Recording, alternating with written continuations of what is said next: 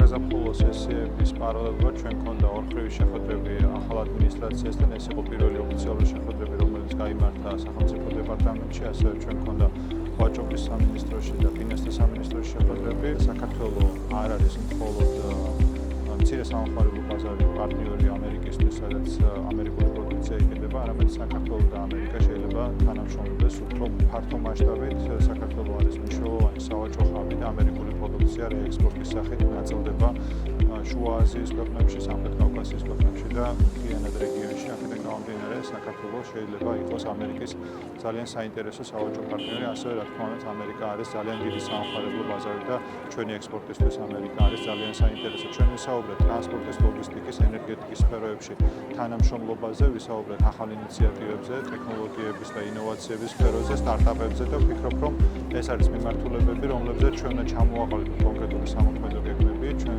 კომერციის დეპარტამენტში, ვაჭრობის სამინისტროში ვისაუბრეთ იმაზე, რომ შეიძლება ახალი ჩარჩო მემორანდუმი გაფორმდეს, რომელშიც აისახება ის ინიციატივები, რომლებიც ჩვენ შევთავაზებთ პარტნიორებს და რომელიც დაკონკრეტდება უკვე და განხორციელდება კერძო სექტორთან ერთად. რაც შეეხება ფინანსთა სამინისტროსთან შეხვედრების დროს, ჩვენ დავფარეთ ბევრი საკითხი თანამშრომლობის, ვისაუბრეთ ბევრ საკითხზე, მათ შორის საქართველოს მაკროეკონომიკურ ჩარჩოზე, ვისაუბრეთ დაფინანსების საკითხებზე, ვისაუბრეთ ამერიკის ჩართულობაზე საერთაშორისო საფინანსო ინსტიტუტებში და ასევე იმ რეფორმების დღესდღეობით, რომელზეც ჩვენ გაგვაჩნია.